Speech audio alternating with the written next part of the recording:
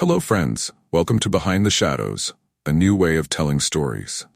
Jack Thompson was an experienced truck driver, his life marked by the long roads that crisscrossed the country. He was a solitary man, but he didn't mind. The roar of the engine and the rhythm of the wheels on the pavement were company enough for him. That morning, as he drove along Interstate 40, the blue sky stretched above him, and the vastness of the road seemed to invite reflection. The sun shone brightly, but a light breeze brought with it the scent of damp earth, as if nature was about to reveal something. When he stopped in a small town to refuel, Jack felt the need to stretch his legs. The gas station was a simple place, with a small store next door. He went inside, grabbed a coffee, and while he waited, he overheard two women chatting in a corner. Their whispers grew louder, and Jack couldn't help but listen in. "Have you heard about the container that's being transported?" one of them asked, her voice laced with a mix of curiosity and fear. "Yes, they say it's something illegal. No one knows what's inside, but there are rumors it's been locked away for centuries," the other replied, glancing around as if afraid of being overheard. Intrigued, Jack furrowed his brow. He knew urban legends were often exaggerated, but he couldn't shake the chill those words sent down his spine. With a sip of the hot coffee, he pondered what might be hidden inside the container. When Jack stepped outside, he found a fellow truck driver, Mike, parked next to his rig. "Hey, Jack. Did you hear the rumors about the container?" Mike asked, chuckling lightly. "They say whoever opens it is in for big trouble. You know how these stories go, right?" "Yeah, but there's something different about this one. It feels serious," Jack replied, his tone more grave than he intended. Just then, Mr. Blackwood approached, a man in a dark suit and sunglasses that concealed his eyes. "You're Jack Thompson, aren't you?" he asked, his voice smooth and authoritative. "I have a job for you. It pays very well." Jack, intrigued, tilted his head. "What do you need me to do?" "Transport a container across the country." "Don't worry, the payment is generous. But there's one condition: you must not open the container under any circumstances." Jack's curiosity was instantly piqued. "What if I hear something? What if something strange happens?" "You're not here to worry about that. Just deliver it and move on," Blackwood replied, his voice firm. "Are you accepting the job?" After a brief moment of hesitation, Jack nodded, feeling a mix of excitement and apprehension. "Yes, I accept." He said goodbye to Mike, climbed into his truck, and started the engine. As the road stretched out before him, Jack felt a growing unease. The container followed behind him, silent, but something inside it was starting to stir. What could be locked away in there?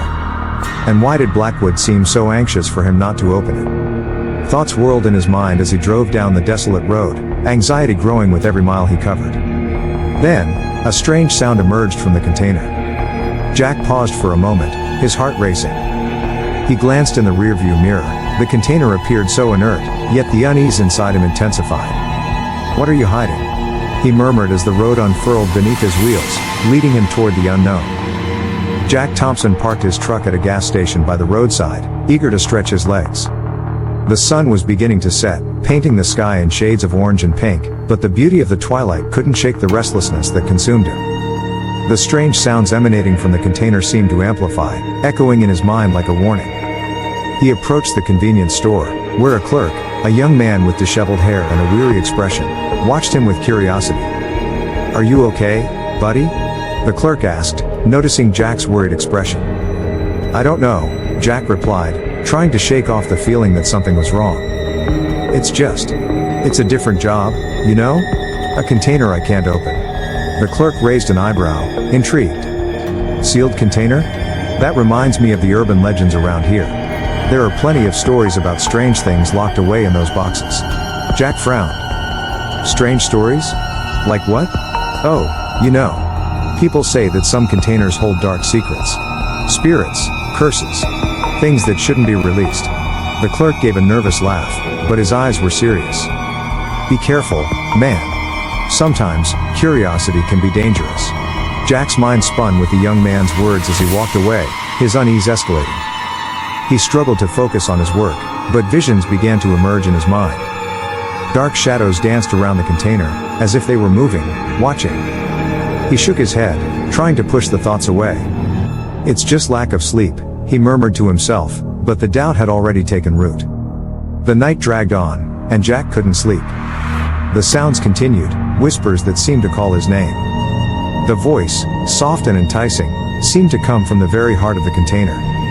Jack. He suddenly sat up, feeling an uncontrollable urge. It was time to uncover the truth. He approached the container, his heart racing, and hesitated before the rusty latch. What if all of this is true? What if I'm about to open something that was never meant to be seen? With a trembling hand, he touched the latch. A chill ran through his body, and he heard the voice again, clearer now. Jack. Come to me. He felt his breath quicken, the line between curiosity and fear dissolving.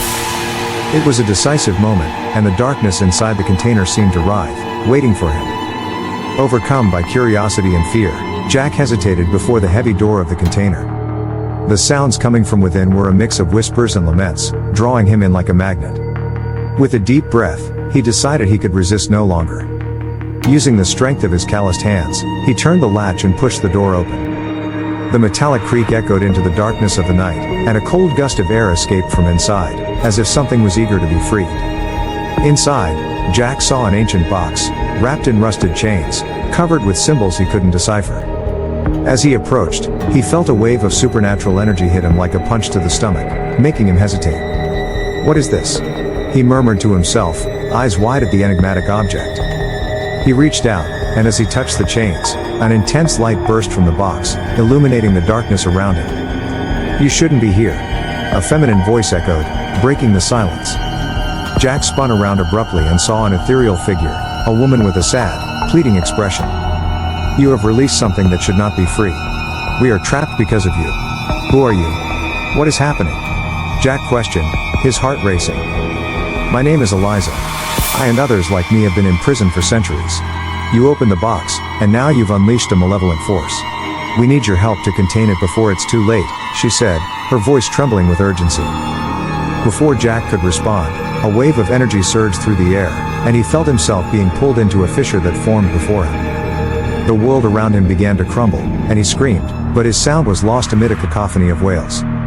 When everything stabilized, Jack realized he was no longer in the world he knew. He found himself in a parallel dimension, filled with shadows and figures wandering with expressions of pain. Jack, we need to go. They're coming. Eliza exclaimed, pulling him away. You have no idea what has been unleashed. We need to find a way to seal it again. How? What did I do? He questioned, confusion overwhelming his mind. The creatures began to draw closer, and he felt the pressure of fear rising in his chest. I just wanted a job. Now you are part of this, Jack. You are the key to fixing this mistake. But first, we need to understand what we are up against, Eliza replied as the darkness approached, ready to consume them. Jack Thompson stepped into the old library, the smell of aged paper and polished wood enveloping him like a cloak. The shelves, filled with dusty books, seemed to guard secrets long forgotten. He was searching for answers, and as he walked among the stacks, his heart throbbed with a mix of fear and determination. The dim light of the place cast dancing shadows on the walls, creating an almost supernatural atmosphere. If I don't figure out what's happening, I don't know how I'll be able to fix my mistake, Jack murmured to himself as he sat at a worn table. He opened an ancient book, its yellowed pages revealing a story that intrigued him. The title, almost illegible, spoke of a cursed box and the souls trapped within it. As he read, a sense of understanding began to form in his mind. These souls, they're not just victims, he thought, feeling a growing connection to them. They might be able to help me. The story described rituals and ways to interact with the spirits, suggesting that if he could communicate with them, he could forge a powerful alliance. If I ally with them, perhaps we can find a way to contain the malevolent force, Jack said quietly, determination swelling in his chest. Suddenly, a cold breeze swept through the room, and he felt the presence of something watching him. It was Eliza, the woman he had encountered in the parallel dimension. Jack, her voice echoed softly, like a whisper. You're on the right path. We need to join forces. The box is not just a prison, it's a portal. Eliza, Jack exclaimed, rising to his feet. What should I do? How can we imprison this entity again? We need to perform a ritual, but for that, you must understand what you've really unleashed. The spirits you encountered can be our allies, but they can also be dangerous if not properly guided, Eliza explained, her expression serious. So, what do you suggest? Jack asked, anxiety seeping into his voice. We must summon them, Jack. We need their help to seal the entity back away. But it's a difficult path. Are you willing to take that risk? Eliza questioned, her eyes shining with determination. Jack took a deep breath, feeling the weight of the situation. I'm ready. I did this, and now I'm going to fix it. I can't let this force run free. Eliza's gaze conveyed a mix of hope and concern. Then let's go, Jack. It's time to prepare. They left the library, resolved to face whatever lay ahead, knowing that the battle was just beginning. The night was thick and charged with supernatural energy. Jack, now accompanied by Eliza and the other spirits, found himself in an open field, surrounded by an aura of expectation and fear. He was determined to perform the ritual that could banish the malevolent force back into its container. The stars seemed to shine with a different intensity, as if they were watching what was about to happen. We need to focus, Jack, Eliza said, her ethereal voice blending with the wind. The energy of the earth must flow through us. Only then can we contain the entity once more. Jack nodded, feeling his heart race. He looked at the spirits surrounding him, each emanating a soft, comforting light. I never thought I'd be doing something like this, Jack confessed, his voice trembling slightly. I just wanted to do a job and go home. Sometimes, fate calls us to something greater, Eliza replied, her gaze fixed on the horizon where the darkness seemed to tremble. This is your moment, Jack. What you do now will define not just your life, but the lives of many. With a deep breath, Jack began to trace a circle on the ground with a piece of chalk he had found. The spirits aligned themselves around him, filling the space with a dim yet powerful light. He could feel the energy rising, like a storm about to break. Suddenly, a heavy presence approached, and a chilling laugh sliced through the air. It was Mr. Blackwood, emerging from the shadows, his face lit by a mischievous smile. Ah, Jack, do you really think you can escape? I am the guardian of the entity. You were chosen to unleash it, and now, you cannot turn back. You deceived me. Jack shouted, fear and anger intertwining in his chest. I am not your pawn. Blackwood merely laughed, a sound that echoed like thunder among the trees. You don't understand, do you? The entity needs someone like you to manifest again. And I'm here to ensure that happens. As Jack struggled to process the betrayal, a wave of energy began to stir in the air, and the spirits around him started to whisper in unison. Focus, Jack. The power of the spirits is greater than he imagines. He closed his eyes and took a deep breath, seeking a connection with the souls around him. The light intensified, and Jack felt the energy flowing through him, warming him. Let's do this together, now, he commanded, opening his eyes and facing Blackwood with determination. The battle was about to begin, and Jack knew he couldn't fail.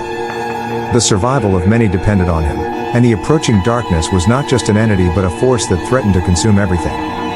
The showdown was at its peak, the air vibrating with intense energy as Jack focused on the strength of the spirits around him. With his hands raised, he felt Eliza's presence beside him, her voice echoing in his mind. Use their energy, Jack. It's the only way to seal Blackwood and the entity. I'm trying. She shouted, struggling to maintain focus. The entity, a twisted and menacing shadow, writhed, trying to escape the invisible chains that Jack and the spirits were creating.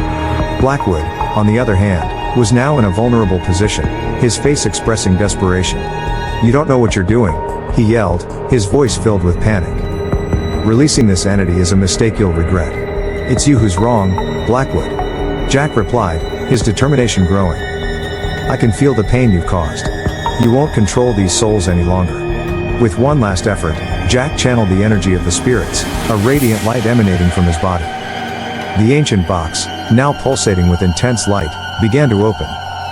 Realizing what was about to happen, Blackwood lunged toward the container, but Jack stopped him with a gesture.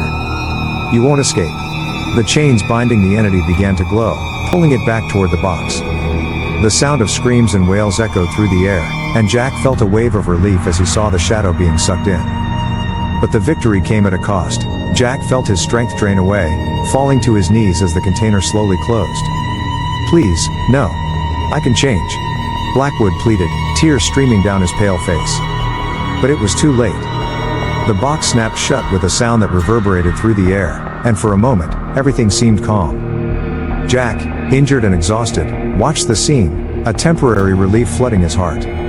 It's done, he murmured, feeling the presence of the spirits around him, now more serene. But as the dust settled, a sense of unease crept over him. The spirits hadn't disappeared, they lingered with him, their ethereal forms floating around. "You did the right thing, Jack," Eliza said, her voice soft as a breeze. "But the fight isn't over. The entity may return, and now you are its guardian." "I wasn't prepared for this," Jack replied, looking toward the horizon where the sun was beginning to set, painting the sky in shades of red and orange. "What do I do now?"